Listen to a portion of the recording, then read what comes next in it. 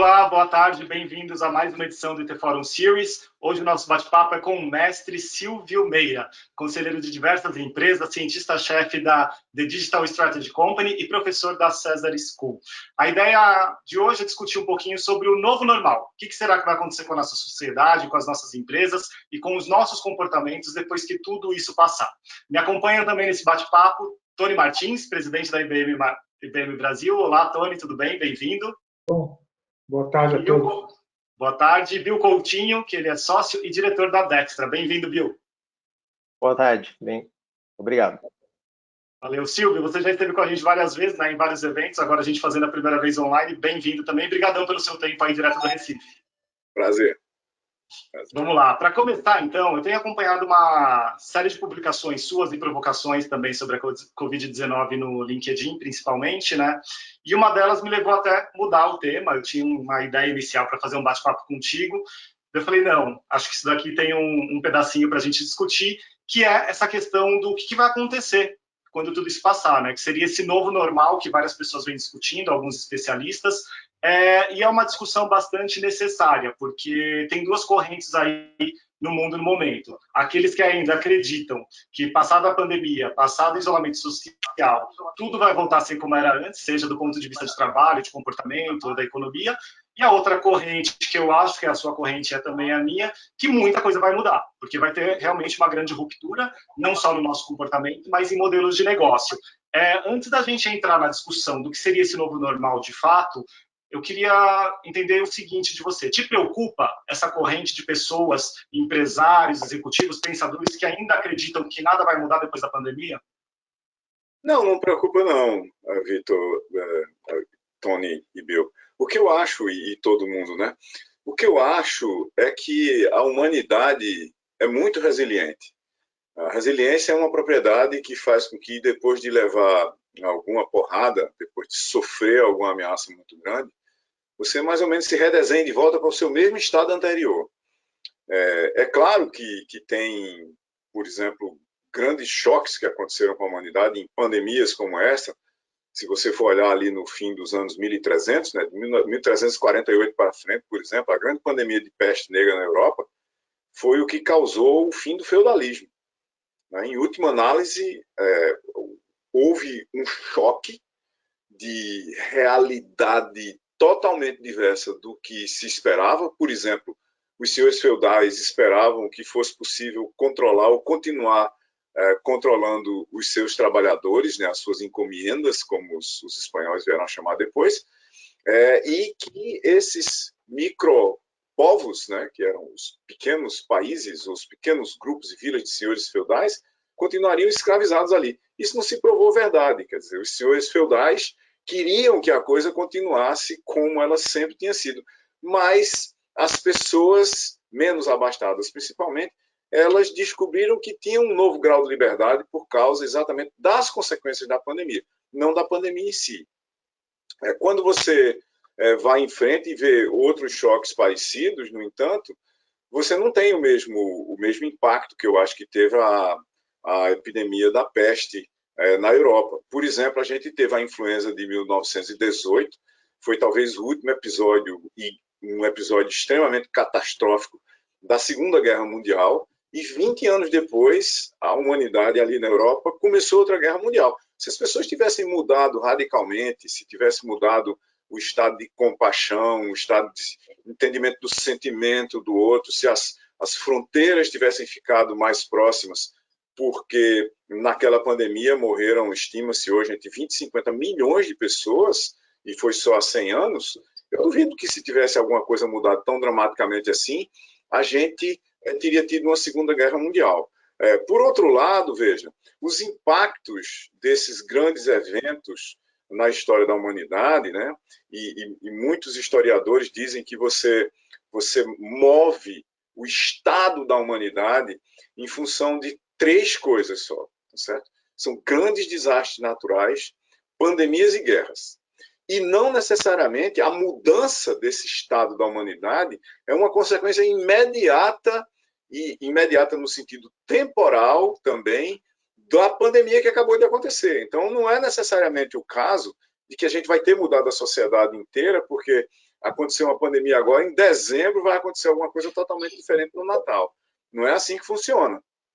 Mas, por exemplo, mesmo levando tudo isso que eu acabei de dizer em conta, tem um conjunto de mudanças que já aconteceu, eu acho certas mudanças sociotécnicas, que não tem mais volta. Por exemplo, para participar de uma reunião de um conselho dos quais eu participo, eu normalmente tinha que acordar de madrugada, quando era uma reunião que eu não ia fazer nenhuma outra coisa em São Paulo, por exemplo. Acordava 4 horas da manhã, chegava no aeroporto em Recife às 5, decolava às 6, chegava em São Paulo às 9 e pouco, 9 e meia, se não tivesse engarrafamento do tráfego aéreo. Depois pegava 1 hora e meia de engarrafamento dentro de São Paulo para chegar numa reunião do conselho às 11. Aí ficava em São Paulo de 11 às 3 e começava a saga de volta para pegar um avião às 5, chegar em casa às 10 horas da noite. Se chover em São Paulo, só no outro dia. Se chover aqui, talvez só no outro dia também. Se chover nos dois lugares, não acontece nada. E a maior parte dessas coisas não só foram para o online, mas estão funcionando ainda no modo gambiarra. Por quê? Porque a gente não preparou os repositórios digitais, a gente não preparou os sistemas de votação digital online que a gente devia ter para reuniões onde você vai tomar decisão.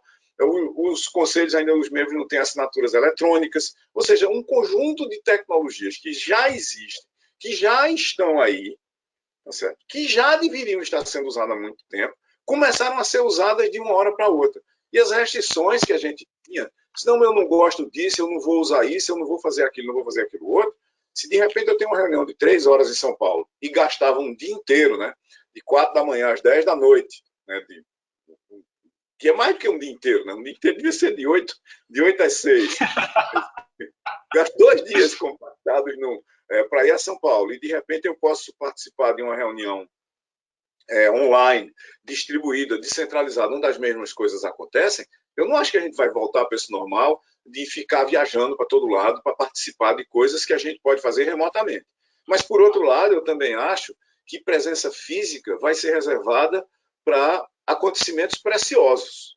Não é? Eu acho que, por exemplo, seria muito bom que, mesmo que a gente fizesse tudo distribuído num conselho, tivesse 2, 3 reuniões por ano, num conselho que tem 10 por ano.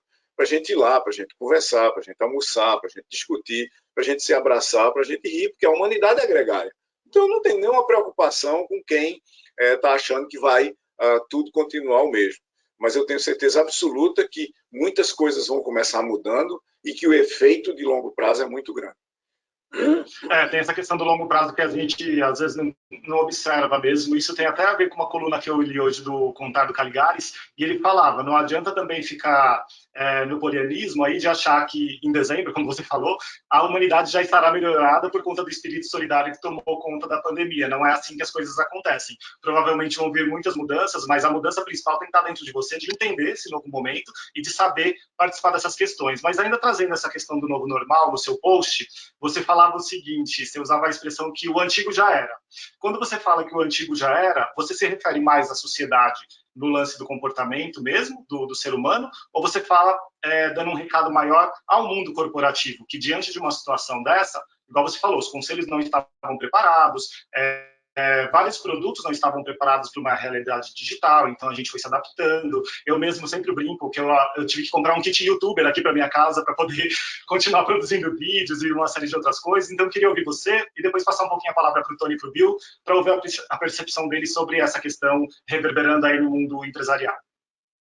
Do ponto de vista do mundo empresarial, para muitas coisas, o antigo já era, mas não existe o novo ainda. Né? Você está num vácuo onde talvez a gente pudesse refletir sobre isso.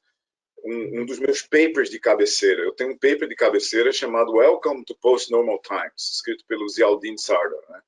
Onde ele diz basicamente o seguinte, a gente deixou de ter um conjunto de teorias, métodos e processos que dão conta da nossa realidade, a gente já tinha deixado de ter esse conjunto de teorias, métodos e processos, porque o mundo tinha ficado complexo demais, e a gente passou por um tempo pós-normal, onde você tem uma combinação de complexidade, de caos e contradições. Ou seja, quase tudo que você vai tratar é complexo demais, ou caótico, ou os dois, e você nunca consegue ter um tratamento, ou dar um tratamento para aquela situação no mundo corporativo ou não, e no mundo do poder público e da ação pública do executivo de um país complexo e continental como o Brasil é ainda mais difícil.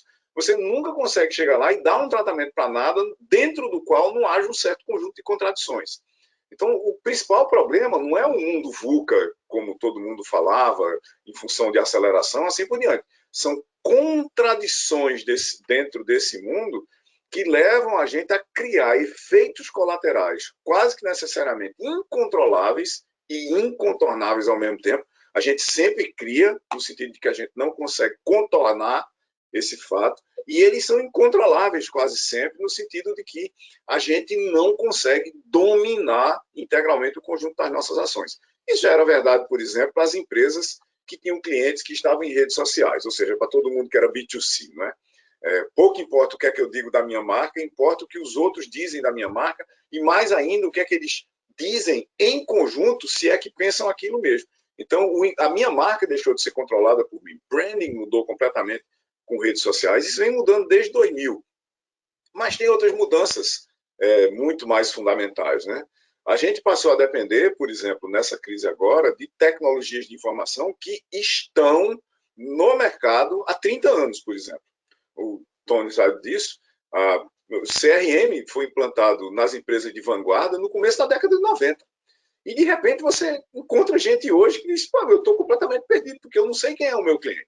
Mas como assim você não sabe quem é o seu cliente?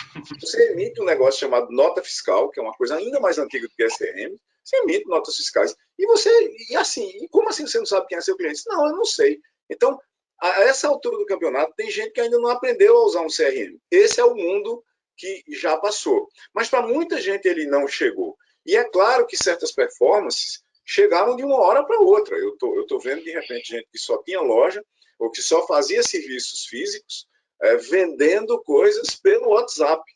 Mas eu estou dizendo vendendo pelo WhatsApp. Manda o zap para lá, manda a foto, a pessoa escolhe, diz qual é o número, não sei o que. Aí como é que paga? Você diz, como é que paga? Não, eu não tenho como receber, porque eu não tenho o mecanismo X online, assim por diante. Aí, veja só, eu vi clientes mandando foto do frente e verso do cartão de crédito, com a garantia que o fornecedor do outro lado vai apagar. É uma gambiarra? É uma gambiarra. É o futuro? É o futuro. Mas para aquele fornecedor ali, não chegou ainda. E o cliente está tão desesperado para conseguir aquilo, que de repente ele faz essa transação todinha aberta, na confiança de que a foto dele vai desaparecer do outro lado. Ou seja, é um conjunto muito grande de coisas acontecendo o tempo todo, que talvez a gente pudesse sumarizar, assim, para fazer um quadro e botar na parede, né, com uma frase que atribuem a Lenin. Há décadas em que não acontece absolutamente nada. E há semanas em que décadas acontecem. A gente está vivendo exatamente algumas dessas semanas agora. Com certeza. Tony, como que você vê toda essa situação? Falar de antigo de novo, você está com 90% da força de trabalho em home office, né, que você tinha comentado antes da gente iniciar a live aqui. Olha, em linhas gerais eu concordo muito com o Silvio, e eu queria adicionar 2 ou 3 pontos. O primeiro é da cultura, né? As mudanças culturais, elas são profundas, né? E elas geralmente são aceleradas quando você tem um gatilho, né? E uma crise dessas proporções, ela é sempre um gatilho para você mudar cultura, e cultura nos seus aspectos mais amplos e profundos, né? Quando a gente fala, então, provavelmente da reinvenção digital, eu sempre gosto de falar de reinvenção porque eu acho que é exponencial, não linear, como um processo de transformação.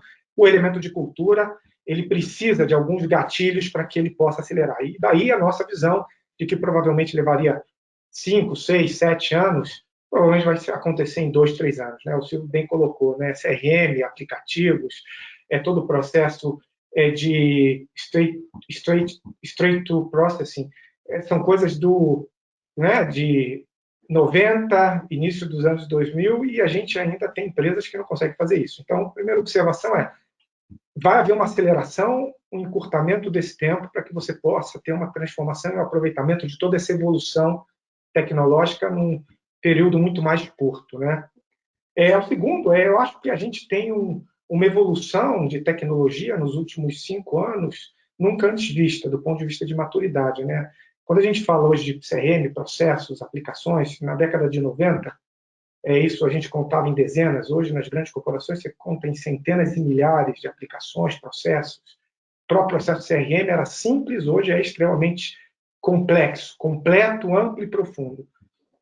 você tem tecnologias que estão cada vez mais maduras e são exponenciais, como a inteligência artificial. Então, e hoje, o que é sinônimo de chatbot, né? Para quem estudou tecnologia nos últimos 30 anos, tem uma certa frustração. Então, eu também acho que vai haver, nesse processo de aceleração, como segundo ponto, uma adoção em escala, de uma maneira muito mais profunda dessas novas tecnologias, para que você possa humanizar e personalizar o que a gente faz hoje de forma digital e um pouco não tão humanizada, né? Então, as nossas interações, muita gente está sofrendo muito, porque o processo não é fluido, ele é truncado, pouco humanizado e pouco individualizado.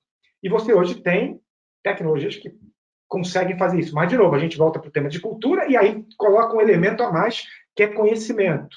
Conhecimento em todos os níveis para que você possa usar e usufruir dessa tecnologia e fazer, por exemplo, uma live que a gente está fazendo hoje, com vídeo, imagem, som, dados, se você quiser projetar um texto, mas amanhã com a inteligência artificial ajudando a gente a debater e a trazer elementos novos, né? Então, o segundo tema aqui existem tecnologias exponenciais, estão maduras, no nosso caso aqui da IBM, com centenas e centenas de casos aqui no Brasil, que vão muito além do atendimento, que é a forma mais normal que a gente materializa a inteligência artificial. E o terceiro, como você viabiliza isso economicamente, né? E a gente também tem um ponto de vista que economicamente, as empresas e pessoas vão precisar fazer mais com menos, né? Vamos entrar num período de escassez, na melhor das hipóteses, uma necessidade de eficiência operacional brutal, todos nós produzindo mais com menos. E hoje você tem também, do lado da tecnologia, né? Você tem, do ponto de vista de infraestrutura e arquitetura, as clouds cada vez vão ser mais sofisticadas, mais híbridas, melhor gerenciadas, que vão possibilitar você fazer e utilizar a tecnologia de forma muito mais ampla a um custo acessível, né? E a mesma coisa quando a gente fala das clouds, a gente fala também da capacidade de chegar, usar a inteligência artificial para chegar em todas as camadas da população, fazer com que a tecnologia, o acesso, tanto para as pequenas, médias e grandes empresas, a conteúdo de qualidade, a tecnologia, a inovação, ele seja muito mais democratizado. Isso realmente, na nossa visão, pode ajudar. Quer dizer, você democratiza, dá mais acesso, aumenta a qualidade dessas interações, cria um elemento de eficiência operacional, e a gente, quem entende de inteligência artificial sabe que nos processos operacionais de back-office você consegue fazer por um nível de eficiência infinitamente maior usando a tecnologia e, ao mesmo tempo, aumentando a qualidade. Então, assim, concordo com o Silvio e queria adicionar esses 3 pontos aí. Muito legal, muito legal. Bill, antes de eu passar a palavra para você, só estão me mandando um recado aqui pedindo para o Silvio repetir o nome do paper que você citou na resposta anterior, que você citou o nome de um paper em inglês que foi publicado. Você podia repetir o nome do paper e o autor? O nome do autor é complexo porque é em árabe, mas é o seguinte. Para o pessoal que quer ver, vai lá no meu Twitter, @SRLM, @SRLM, e procura Post-Normal. Procura SRLM Post-Normal, em inglês, POST normal. E aí cai direto no Twitter, onde eu falo disso. Tem um link para o paper e eu escolhi botar um link que leva para o paper gratuito. Então é só pegar, está aberto na própria página do autor. Fechou, valeu, Silvio. Bill, e aí, o antigo já era? Como que você encara isso lá na Dextra? Silvio, é sempre bom te ouvir, viu? Não, a sensação que a gente tem é que essa pandemia está finalmente colocando a gente no século XXI, né? A gente estava meio que enrolando para entrar no século XXI, transformação digital, etc. Agora a pandemia, ó, galera, a partir de agora é isso, né? A tecnologia, de fato, é central na organização do trabalho, das pessoas, articulação de coisas e tal. E assim, a gente estava trabalhando lá na Dextra com um conceito que a gente estava chamando de aceleração digital, que é como colocar as empresas no modo de andar na tecnologia, mas sem procurar uma meta de transformação, mas sim andar em direção a um novo normal em tecnologia. E agora, assim, o conceito talvez seja a vertigem digital, né? A gente entrou nessa num turbilhão e todo mundo está se transformando. Ontem eu vi lá o STF falando sobre transformação digital, coisa que eu nunca imaginei que ia escutar, enfim. E o governo descobrindo coisas que a gente, às vezes, na nossa bolha não percebe, mas que a maior parte da população ainda está fora do digital, né? Assim, baixar um aplicativo para poder receber lá os R$ 600 de ajuda é uma coisa complicada, assim, muito difícil. Então, se a gente quiser transformar, de fato, a sociedade usando tecnologia como base, a gente vai ter que dar mais atenção para um monte de coisas, sem contar que as mazelas todas da sociedade estão aparecendo, né? Tudo que a gente tem de ruim estão ficando afloradas aí. Então, essa vertigem toda está causando, pelo menos, reflexão nas pessoas, né? E a gente tomou contato com uma categoria de problemas que, no século XX, a gente não dava muita atenção para eles, né? Que são os problemas que não dá para resolver por iniciativa individual, né? O seu empreendedorismo, etc., não resolve uma pandemia, não resolve, sei lá, problema climático, não resolve problema de terrorismo. Isso tudo precisa de coordenação, precisa de pessoas cooperando e tudo mais. Então é um novo momento, sim, sem dúvida, né? Assim, mas olhando mais para para a nossa realidade ali, o impacto que a gente tem mais imediato, assim, essa pontinha de transformação digital que caiu no colo de todo mundo é realmente o trabalho remoto, né? O trabalho Sim. remoto como sendo uma possibilidade de transformação, né? Eu estou me policiando para não chamar de home office ou alguma coisa nessa linha e falar trabalho remoto, porque eu quero, assim, garantir que a gente está falando de uma coisa que não é só a vida cotidiana, né? É o trabalho Sim. que a gente faz e não precisa estar em casa, né? Então, home office seria a minha casa é o meu escritório. Não, não é. O trabalho é onde eu estiver, né? Então, a gente está criando também um conceito lá que a gente está chamando de Dextra Sem Fronteiras, né? Quer dizer, a gente é a Dextra, ou é a empresa aonde a gente estiver. Se estiver em casa, é em casa. Se estiver na rua, é na rua. Se estiver no escritório, é no escritório. E a gente está tentando né, realmente em qualquer lugar, né? Não tem endereço para você trabalhar. Essa questão do home office realmente é trabalho remoto, com disciplina, com tudo, e realmente é uma ponta. O trabalho remoto é uma ponta da transformação digital que foi colocada. Sim. Eu estava lendo até uma análise esses dias de um ex-economista do BNDES, Silvio, e ele dizia o seguinte: você sabe que os caras técnicos lá são muito bons, porque eles têm uma visão ampla de Brasil, né? E ele falava que essa pandemia vai fazer com que em diversos setores da economia a transformação digital que estava em curso seja antecipada em até 3 anos. Talvez esse já seja um dos legados que a gente vai ter nesse novo normal aí, né? Essa transformação digital sendo antecipada e realmente as pessoas absorvendo esse tipo de conhecimento e utilizando da forma correta que tem que ser, não abrindo mão do presencial, não abrindo mão da questão humana, mas usando a exaustão, as ferramentas e todos os benefícios que uma tecnologia pode trazer, né? Olha, Vitor e todo mundo, uma das primeiras coisas que acontece numa transformação, mesmo de verdade, é você sair de análise para ação, né? E para o executivo de qualquer empresa que está dando certo, ficar analisando as opções é a melhor coisa do mundo, né? Eu não vou fazer isso aqui agora porque eu tenho essa alternativa, vou fazer aquilo outro, e de repente você teve que botar todo mundo para trabalhar em casa, né? A Digital Strategy, que é o nosso negócio de consultoria de transformação digital e plataformas digitais, a gente tem todo mundo trabalhando em casa, 100% das pessoas trabalhando em casa há um mês praticamente. A gente estava preparado para fazer isso, mas claro que teve problema de todo jeito para fazer isso, porque tinha processo, as pessoas tinham que se acostumar, e tem a gregaricidade do escritório, tem toda a combinação de problemas que você quiser, mas a gente não teve tempo de continuar analisando, né? Foi decretado o fechamento dos escritórios em Recife. Decretado o fechamento dos escritórios em Recife para segunda-feira. Segunda-feira você tem que continuar trabalhando em algum lugar, seja o que for, seja como for. Então, olhando para o que Tony estava dizendo, Bill também disse essa mesma coisa, de uma outra forma, o processo de transformação é um processo cultural, e quando é que ele é acelerado? Quando você age. Então, você teve que sair de análise para ação.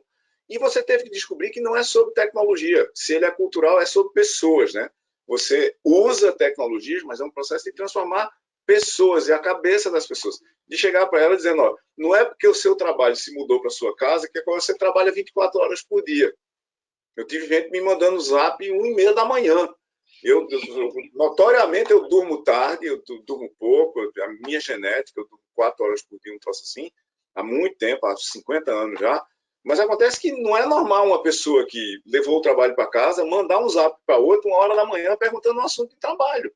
E a minha resposta foi: o que é que você está fazendo acordado dessa hora? Eu não vou responder pergunta nenhuma sobre trabalho essa hora. Mas veja, tem uma dinâmica de novo na história, que é o seguinte, e a gente olhando para a história mesmo, né? O Eric Hobsbawm, um historiador inglês, ele dizia que o século XX era o século breve, né? Ele acabou no fim da Primeira Guerra Mundial e ele começou, no fim da Primeira Guerra Mundial e acabou com a queda do Muro de Berlim em 1989.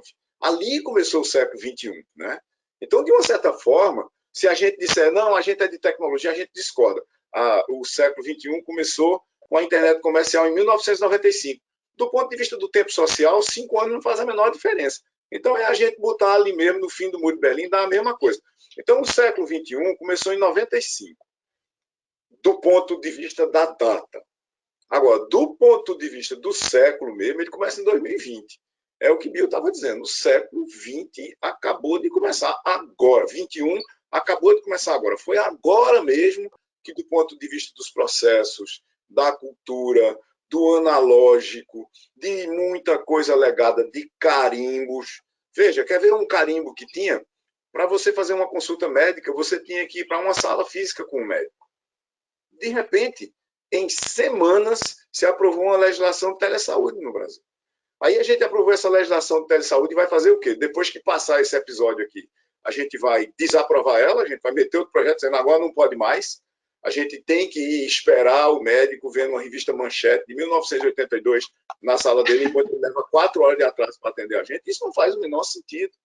Não é? O que é que eu estou vendo aqui em todas essas conversas que a gente está fazendo online? Desculpe. A dinâmica dessas conversas todas e das reuniões que eu estou presenciando é o seguinte: como todas as pessoas estão disponíveis para o trabalho e tem hora marcada para fazer, eu tenho reunião às 8h15 da manhã, que começa às 8h15 e acaba às 8h30, porque era só de 15 minutos. Às 8h30 eu tenho outra, que começa. Eu não tenho nenhuma justificativa para dizer, porque a minha última reunião atrasou e eu tive que pegar um Uber, ele demorou a chegar, estava chovendo, e eu fui barrado lá embaixo, porque a minha carteira de identidade não sei o que no elevador. Tudo isso sumiu. Então, de repente, tem uma nova norma para fazer as coisas. Mas tem uma coisa para a gente prestar atenção, que é o seguinte: a mudança não é essa mudança da gente trabalhar remoto. A mudança é a mudança verdadeira de você trabalhar distribuído e descentralizado. Porque o problema é, ainda, e em muitas empresas de tecnologia de informação e comunicação, em muitas empresas de TICs, o trabalho é para o digital, mas ele em si é analógico. Você cobra horas às pessoas. A legislação brasileira de trabalho cobra ponto. Como é que você cobra ponto para alguém que trabalha com solução de problemas? Você cobra ponto para alguém que faz um trabalho manual de cortar chapa de ferro. Porque isso tem uma produtividade por hora de cortada de chapa de ferro.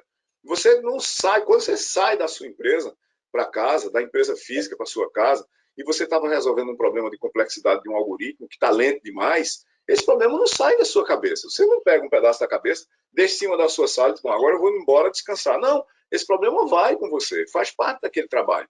Por outro lado, mesmo do ponto de vista de hábitos e de controles nas empresas, né, falando nesse trabalho localizado, controlado, supervisionado ali, as empresas têm muita dificuldade de contratar uma pessoa que passa a maior parte do tempo fazendo nada. Pô, você contratou um cara que, de repente, tem a capacidade de 10 pessoas. Todos nós conhecemos essas pessoas. Tá certo? Então, ele chega uma hora, ele chega e diz, nós temos esse problema aqui de tamanho do mundo. O cara senta no terminal, a menina senta no terminal, 4 horas ela deu conta do trabalho de uma semana. O cara que devia acontecer na semana inteira, se ela assim quisesse. Se vou surfar em Fernando Noronha. Tchau para vocês. É bem isso mesmo. Vou pedir desculpa.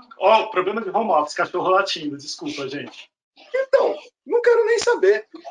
Mas tem mais coisas, além, se a gente falar só de hábitos, práticas e cultura. Né?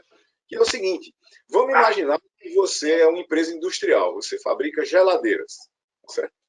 E você fabrica geladeiras industriais, freezers que estão em hospitais e centros de distribuição de medicamentos nesse momento. Quantos desses dispositivos de refrigeração estão na internet das coisas hoje? Para eu, que sou responsável por eles, ter certeza que eles estão resfriando do jeito que eles deviam ter que resfriar, medicamentos tão críticos que a gente não pode prescindir deles, inclusive porque eles estão escassos no momento. Tá certo? Cadê a internet das coisas? Essa é a grande oportunidade da internet das coisas, porque a gente não pode ir presencialmente lá agora. E quando esse episódio passar, ir presencialmente lá vai ser caro demais. Vai ser demorado demais. Vai ser ineficaz, vai ser ineficiente. A grande oportunidade da internet das coisas, que diga-se de passagem, Bill, Tony, você, Vitor, sabem disso, e todo mundo que está com a gente nesse debate sabe disso também, a internet das coisas está aí há quantos anos? Há pelo menos 100, pô. A internet das coisas antigamente era telemetria, tá certo? Eu não sou dessa época, não, mas Bill, com esse cabelo branco dele, certamente era telemetria. Você pega uma medida em algum lugar, codifica e transmite em Baudot pelo protocolo de máquina de telex na década de 50. Tá certo? A gente ficou falando, porque a internet das coisas, a internet das coisas, a internet das coisas, a internet das coisas. Quando você vai atrás da internet das coisas, ela é basicamente câmeras de vigilância hoje. Quase todo o resto ainda não existe. Grande oportunidade para a internet das coisas aparecer de uma vez por todas. Sair da periferia do universo digital e dizer ao que ela veio. Essa década de 20 vai ser a década das coisas para mim. Com certeza, com certeza. Estou recebendo algumas perguntas aqui da audiência já, e tem duas perguntas que têm uma coisa em comum que fala sobre as médias empresas nesse contexto de pós-pandemia. A gente está falando aqui de inteligência artificial, cloud, transformação, não só do trabalho remoto, mas descentralizado. E o Ítalo Flâmia e o Marco Antônio de Barros, eles perguntam o seguinte: se as pequenas e médias vão conseguir sair do outro lado, vão conseguir ter acesso a essas tecnologias e sobreviver a uma crise como essa. Eu queria que vocês trouxessem um pouco da visão de vocês rapidamente sobre o contexto de PME, que é a grande massa do Brasil, na verdade, né? Nesse contexto de pós-crise, que vai demandar muito acesso à tecnologia e muito investimento em tecnologia. Eu posso começar aqui e passar para a Tony e para a Bill depois, mas o que eu acho é o seguinte: é muito mais fácil você mudar comportamento, consequentemente cultura, e usar a tecnologia para habilitar a mudança de comportamento e cultura em pequenas e médias empresas que têm um dono que quer sobreviver, do que numa mega corporação que tem 10 mil pessoas, muitas delas já aliadas de certas classes de soluções tecnológicas, que em parte elas próprias desenvolveram, que elas não querem largar aquele osso de jeito nenhum. Então, do ponto de vista da pequena empresa, e veja, hoje, talvez para a gente comparar aqui com o nosso comportamento pessoal, vocês já imaginaram se essa crise tivesse acontecido em 2005, a gente não tivesse smartphone, nem banda, nem 4G, nem fibra ótica nas casas? De uma certa forma, até os desastres têm um timing correto para acontecer. Porque se isso tivesse acontecido em 2005, a gente teria estado completamente desconectado. O mundo teria estado completamente desconectado. Não quero, nunca desejei que alguma coisa dessa acontecia. Mas se era para acontecer de qualquer jeito, ainda bem que aconteceu agora. Podia ter demorado mais uns 50 ou 100 anos, porque a gente teria descoberto talvez um antivírus universal, se é que isso um dia vai ser possível. Mas o ponto para as pequenas e microempresas é o seguinte: o que está online que eu posso usar agora da nuvem pagando por uso? Isso já existe, Tony e Bill completam isso muito bem para a gente, há 20 anos. Há 10 anos passou a ser econômico, eficaz e eficiente. E agora passou a ser obrigatório. Não é? Se você, vez por outra, alguém chega para mim e disse: eu queria saber o que é que eu faço para, assim, dar um upgrade no meu data center. Rapaz, me dá uma vontade tão grande de mudar de planeta, sabia? Porque você fica olhando assim, não é possível que a gente ainda tenha gente pensando nisso, né? Então, pequenas e médias empresas, soluções na nuvem, tem de IBM a Dexter, startups que tem 3 pessoas, tem soluções fantásticas na nuvem, baratas para uso imediato, rápido, que cobrem toda a gama de coisas que você precisa ter numa pequena e média empresa. Seja de CRM, de emissão de nota fiscal, de ponto de venda, de vendas online, do diabo 4. tentem escrever 0 linhas de código. Código é um negócio muito complicado para a pequena empresa escrever. Quem tem que escrever código são provedores de soluções na nuvem. Em última análise é isso. Se você não está escrevendo uma plataforma para prover uma solução na nuvem, você não deveria estar escrevendo código. Eu concordo, Silvio. Ainda mais que essas tecnologias evoluíram muito ao longo do tempo, né? Quando a gente fala, né, de IoT, internet das coisas, a sensorização evoluiu muito, a conectividade evoluiu muito. E quando você combina isso com blockchain, que você falou da sensorização, com a capacidade de rastreabilidade em todos os momentos da cadeia produtiva, e você ter efetivamente a qualidade de origem e de transporte até lá, se for um produto até a gôndola, do produtor até a gôndola, e você ter inteligência artificial que consegue interpretar esses dados e te dar insights e o melhor processo decisório, isso hoje está disponível na nuvem. Está disponível, você não precisa construir código, você não precisa criar uma infraestrutura, você não precisa desenhar uma arquitetura, você precisa efetivamente, aí esse é o grande desafio, é entender um pouco como você transforma modelos de negócio, produtos, serviços, operação, de forma a atender melhor os clientes, a você se posicionar melhor, a ser mais competitivo. Então, hoje a gente já passou do momento que as empresas tinham que investir enormidades de dinheiro, né? Budget de investimento muito grande para ter soluções que fossem soluções de alta qualidade e que pudessem ser escaladas, né? A cloud, ela efetivamente proporciona isso. Eu só queria fazer um comentário em cima do que você comentou, o Silvio, também das contradições, né? Olha que interessante, né? Nunca a gente viu tanta iniciativa digital agora, nos últimos 3 meses. Tanto trabalho, tanta interação.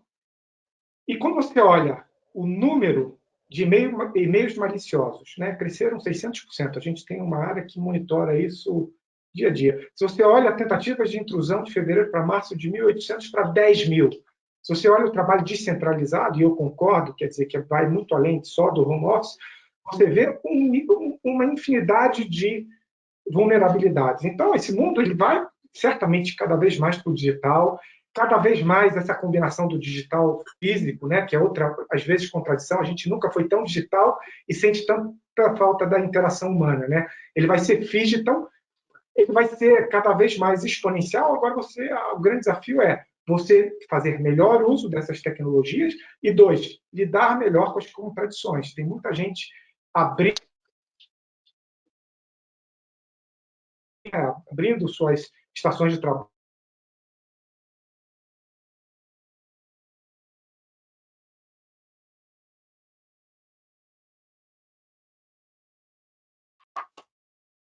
Tony, a gente não está te ouvindo, acho que deu algum problema no áudio. Silvio e Bill, vocês me ouvem? Eu ouço você, não ouço o Tony. Eu não estou ouvindo o Tony, acho que deu no mute, Tony, seu áudio. A gente não conseguiu ouvir a conclusão do seu raciocínio. Me ouvir agora? Agora sim. Parou quando? Parou onde? Parou quando você estava falando das contradições entre o trabalho distribuído, a quantidade de ataques e como era que essa coisa toda estava, e o que era que ia ter que mudar para que isso pudesse funcionar com o nível de segurança, por exemplo, que você tem num prédio físico. Exatamente. Então, você vai precisar entender e saber como aplicar as tecnologias e, obviamente, lidar com as contradições. Esses são os grandes desafios que a gente enxerga, fora o desafio, obviamente, cultural. Bill, passando a bola para ti agora. Legal. A nossa visão é que a tecnologia nunca esteve tão disponível para as pequenas e médias como agora, né? Quer dizer, hoje a gente tem soluções na nuvem que praticamente torna acessível qualquer tipo de tecnologia para qualquer tamanho de empresa, justamente porque você paga aquilo que usa e tudo mais. Então, essa barreira, eu acho que é uma barreira que diminuiu muito. A gente lá na Dextra, a gente vem crescendo ao longo do tempo, desde 2010, 2008, sei lá, mais ou menos, a gente usa a nuvem para praticamente tudo, e hoje a gente não tem mais nenhum tipo de servidor, nenhum tipo de infraestrutura de TI dentro de casa, né? Tá tudo na nuvem e o serviço tudo para clientes e tudo mais. Então, a acessibilidade à tecnologia é importante. E está vindo uma nova onda de serviços na nuvem, baseados em inteligência artificial e tudo, que vão abrir possibilidades de criação de soluções importantes. Então, eu vejo assim, tecnologia deixa de ser uma barreira de capital, né, de capital intensivo, que antes tinha que ser investido em servidores, etc., e as barreiras começam a ser mais humanas, né? Quer dizer, as empresas têm que se organizar com propósitos bem fortes para atrair gente boa, para ter ideias e usar essa tecnologia, né? Então a tecnologia é muito meio e o gargalo agora é gente para bolar coisa, é inovação, né, basicamente. Né? Juntar gente para fazer inovação, para usar essa tecnologia da maneira mais efetiva, enfim, com uma geração de valor, né? E o mais legal é que essas pessoas podem estar em qualquer lugar hoje, né? Sim, você pode juntar gente com um propósito numa empresa, um objetivo bastante claro, você pode juntar gente em qualquer lugar do mundo para realizar coisas, né? Sim, e Tony, você falou sobre segurança aí, da quantidade de e-mails, possivelmente com vírus, tal, tentativas de invasão, e tem uma pergunta direcionada para você que fala sobre segurança da informação, que é da Viviane Chaves. Ela diz o seguinte: você acredita que as empresas priorizarão mais o tema de cibersegurança em suas agendas? E como tem sido o comportamento dos ataques virtuais? Do comportamento você acabou falando um pouco anteriormente, mas pensando em clientes, pensando na agenda de cyber no geral, você acha que isso aumenta com tudo que a gente está vivendo? Olha, eu não tenho dúvida, né? Já está acontecendo. Né? E a gente tem, quando a gente olha o comportamento, né, você tem duas dimensões. Você tem a dimensão de estação de trabalho, né, que antes, muitas delas estavam dentro da empresa, seguindo uma política de segurança muito bem definida, e hoje você tem esse trabalho descentralizado e você tem que garantir que uma série de requisitos, desde atualização de patch, garantir que as pessoas estejam operando dentro de uma rede privada, segura, criptografada. Você tem uma série de requisitos para que você possa operar bem, de forma segura, dentro das suas estações de trabalho. E tem a segunda dimensão, que é a dimensão corporativa, né? Efetivamente, as empresas precisam estar preparadas e com inteligência preditiva, proativa, para antever, prevenir e reagir mais rápido aos eventos. Né? Uma coisa que a gente sabe é que, por mais que você invista e melhor articulado que você esteja, eventos de segurança vão ocorrer. Agora, você precisa ter inteligência para correlacionar esses eventos, reagir o mais rápido possível para fazer o que a gente chama de damage control, quer dizer, limitar ao máximo o impacto desses eventos dentro das suas empresas. Sobretudo, quando você sai da área de TI e vai para a tua área de produção, para a tua operação. Né? Um erro muito grande é as pessoas pensarem que segurança digital tem a ver com TI. Obviamente que no início, há 10, 15, 20 anos atrás, era um departamento de TI. Hoje, a visão é muito mais holística, porque a empresa está totalmente interconectada. Ela está aberta, inclusive muitas delas que trabalham de forma eficiente com a transformação digital, com seus ecossistemas, seus fornecedores, seus clientes. O nível de colaboração, interação, integração é muito grande. Então, se você não trabalhar num conceito mais de holístico, de gestão de risco, uma visão ampla, estratégia, tática e operacional de segurança, você tem um risco muito grande de sofrer bastante, cada vez, e ainda mais com a evolução tecnológica que a gente vai experimentar daqui para frente. Com certeza, Silvio. Eu queria resgatar um ponto que você falou numa das respostas anteriores, que foi do carimbo. E uma das dificuldades que a gente observa no Brasil, principalmente nesse momento, em relação à liberação de medidas governamentais, tudo é a burocracia. E a burocracia faz parte da nossa história, desde o tempo do Brasil colônia, e ela fica mais evidenciada em momentos que a gente precisa de agilidade para tomada de decisão ou para tomada de ações. Pensando no momento pós-pandemia, qual chance você vê da gente ser um país e uma sociedade menos burocrática, não só falando de governo, porque tem muitas empresas burocráticas também, e se a tecnologia já tem uma saída para a gente eliminar todo esse tipo de burocracia que tanto nos atrapalha em momentos complicados? Olha, a burocracia é um sistema cultural e de poder.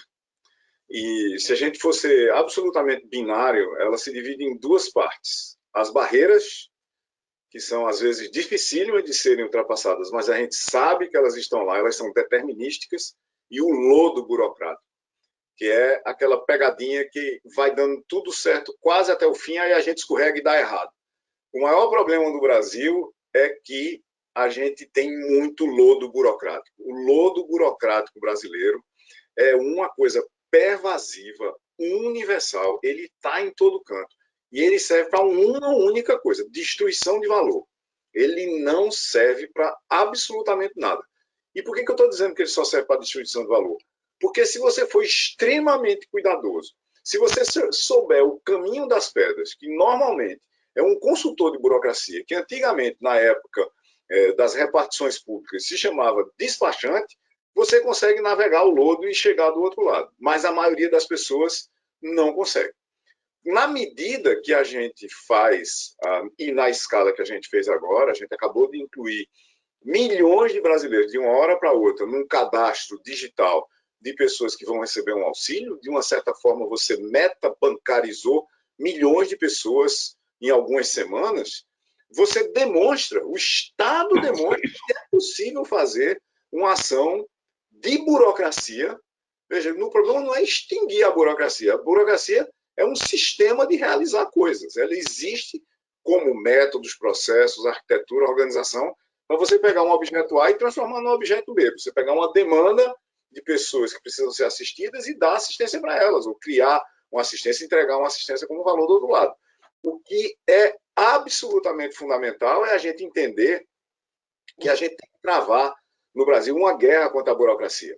A gente tem que entender de uma vez por todas que um dos maiores problemas desse Brasil é a burocracia e o animal que ele fomenta, que é a pequena autoridade. É a pessoa que diz: olha, você não vai poder fazer isso aqui não, porque o sistema não deixa. E, na realidade, o sistema deixaria se a pequena autoridade tivesse um pouquinho de bom senso. Mas quando você combina burocracia com barreiras e principalmente lodo, aí o terreno é fértil para a pequena autoridade, que não vai deixar as coisas acontecerem. Que é aquela história de você chegou, você devia ter marcado para ser atendido em algum lugar público, você não marcou, mas você chega lá e não tem ninguém sendo atendido e você não pode ser atendido porque não marcou. E não tem mais marcação agora. As fichas, aspas, já foram distribuídas. Então tem um processo, um potencial, eu acho, não um processo, um potencial imenso da gente simplificar o Brasil, mas de simplificar dramaticamente. Um país não precisa ser complicado como isso aqui. Um país não precisa ter a quantidade de barreiras, de cartórios e carimbos e o tipo de burocracia que a gente tem, que na realidade não servem para absolutamente nada, a não ser para atrapalhar quem está querendo fazer direito e para prover os esconderijos para quem está querendo fazer errado. Porque a malha burocrática brasileira ela é tão complicada, ela não é complexa, ela é complicada, que se você se esconder direito nela, você faz qualquer besteira sem ser notado. Pior que é bem isso. Só uma observação aqui, a tecnologia existe, né? Hoje, claro,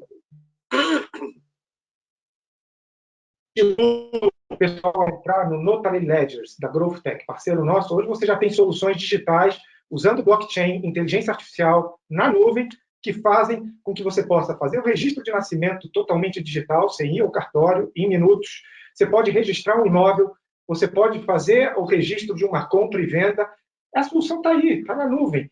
Notary Ledgers, GrowthTech é um exemplo claro do que está aí para ser escalado. Mas a gente não precisa chegar nesse nível de sofisticação tecnológica. Vamos imaginar que o Vitor fosse nosso cliente e eu, você e o Bill fôssemos fornecedores de soluções tecnológicas.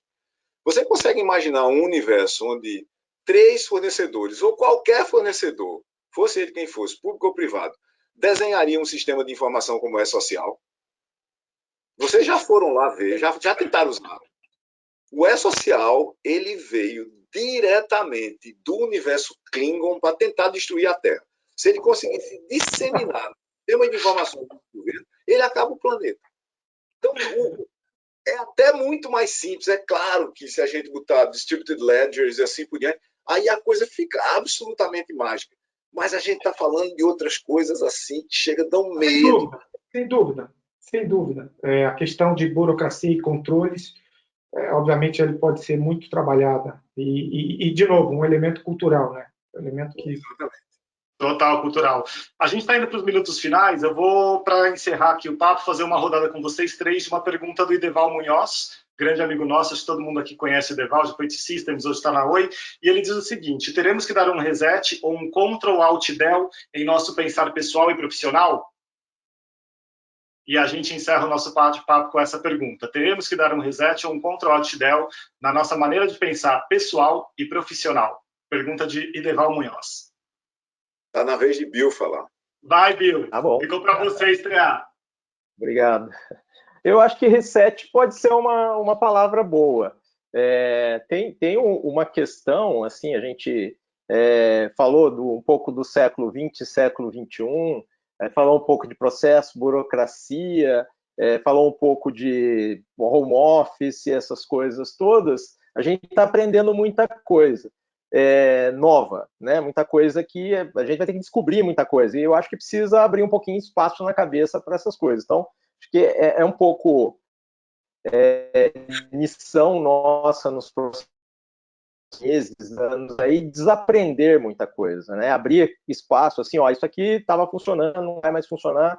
Então, acho que reset pode ser uma metáfora boa para isso. Resetar, começar de novo, baseado em alguns princípios e alguma coisa, dando atenção para as coisas fundamentais, né? A gente falou um pouco de cultura, relacionamento humano, essa coisa que o Silvio traz muito aí das pessoas, do ser humano ser gregário e tal, como a gente ser gregário, como a gente colaborar para achar soluções, caminhos, etc., para esse mundo que a gente realmente não sabe como é que vai ser, né? A gente tem algumas pistas, mas de fato a gente não sabe como é que a gente vai se organizar. A gente está descobrindo coisas lá, a gente está 100% trabalho remoto lá na Dextra, mas sim, tem um monte de coisa que a gente está... Amanhã vai ter um happy hour com música, porque a gente costumava fazer isso lá, né? As pessoas tocarem violão, etc.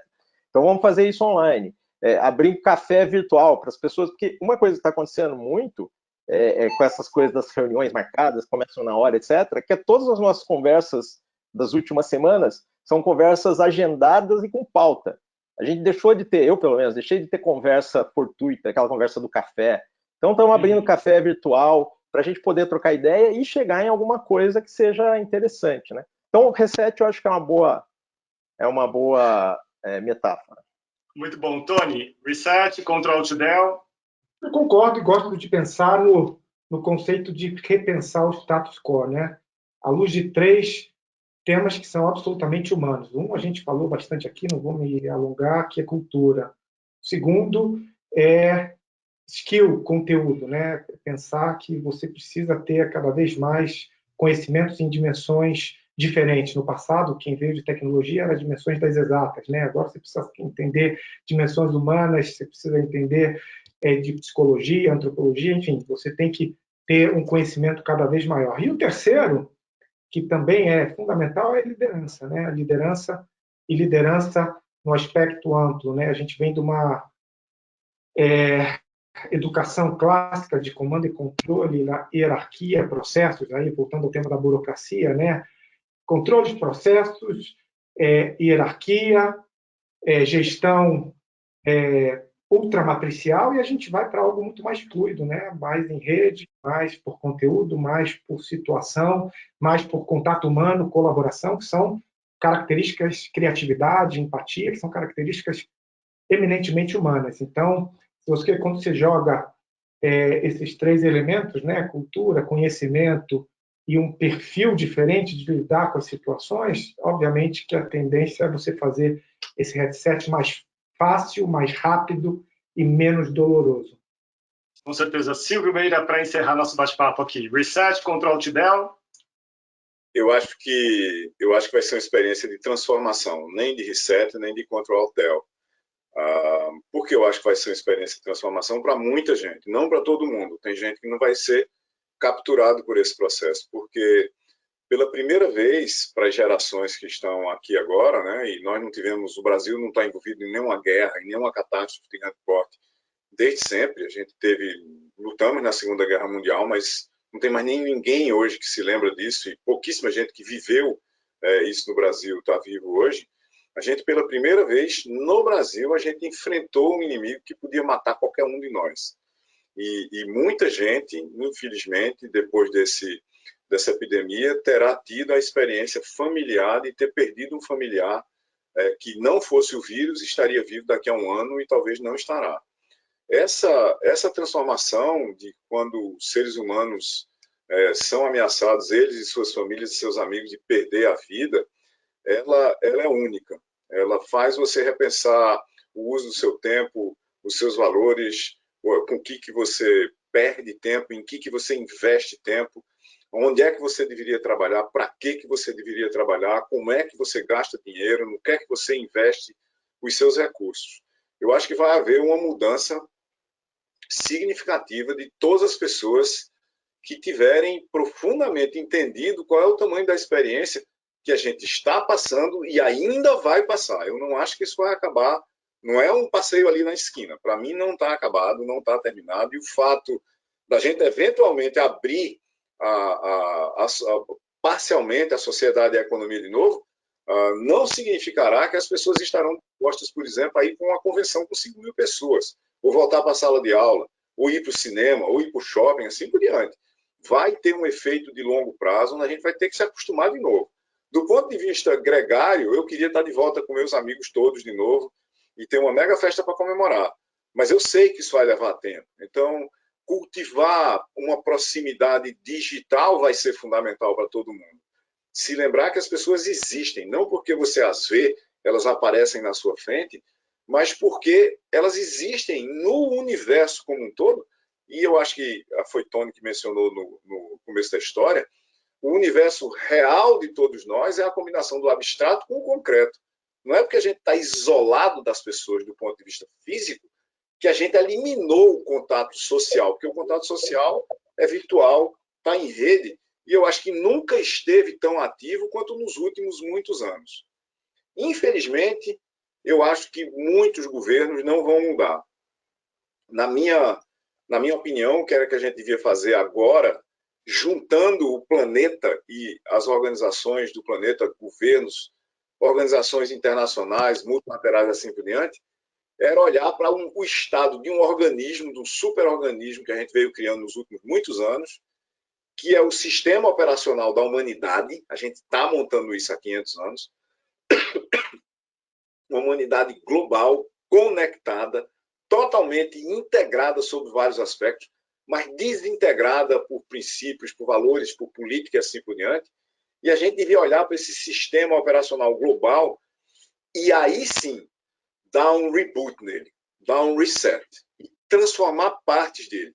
E principalmente começar a construir em conjunto uma coisa que a gente não tem hoje. Eu escrevi no meu último artigo publicado semana passada no Estadão que a gente deveria começar a trabalhar num sistema antivírus para o sistema operacional da humanidade. E esse sistema antivírus ele é econômico, ele é ambiental para a gente parar de destruir as florestas que a gente está destruindo, de onde estão vindo esses vírus agora. Ele é econômico do ponto de vista pessoal, ele é financeiro do ponto de vista das finanças globais, ele tem a ver com o meio ambiente de várias formas, inclusive por causa da crise climática global, que vale a pena lembrar. A crise climática global é grave e urgente na escala geológica. Não é? A gente está enfrentando uma crise grave e urgente na escala pessoal, mas a crise grave e urgente que a gente tem na escala de tempo geológico da Terra, a gente não pode deixar para lá. Essa é a mega crise que vai ficar com a gente depois da pandemia que nós estamos vivendo agora. A crise climática global precisa da atenção dedicada e focada de todo mundo, pessoas, empresas, países e organizações globais. Brilhante, Silvio. Excelente forma da gente encerrar esse bate-papo. Tem muito a ver com várias coisas que eu li também. Eu li esse seu artigo do Estadão. E só para a gente concluir o raciocínio aqui e eu fechar com vocês, eu estou terminando de ler um livro que chama Spillover, e ele fala sobre epidemia, sobre como se forma uma epidemia. Ele até meio que previu alguma coisa que pudesse acontecer em torno do Covid, e ele traz justamente essa discussão do meio ambiente e que, ao desmatar a floresta, o vírus sempre existiu, estava lá. Só que quando você destrói o negócio, ele vai buscar um novo hospedeiro. Quando ele busca um novo hospedeiro, acaba acontecendo coisas como as que a gente está vivendo no momento. Então, muito obrigado por essa reflexão final. Quero agradecer Tony Martins, presidente da IBM Brasil, pela conversa, por estar aqui comigo. Obrigado. Valeu, Tony. Bill Coutinho, sócio-diretor da Dextra. Obrigado, gente. Valeu, Bill. E Silvio Meira, obrigado aí, direto do Recife, grande mestre. Valeu pelo seu tempo. Até a próxima. Para vocês que nos assistiram, Todo o conteúdo vai estar gravado, disponível no Interfórum 365. A gente se vê. Até a próxima.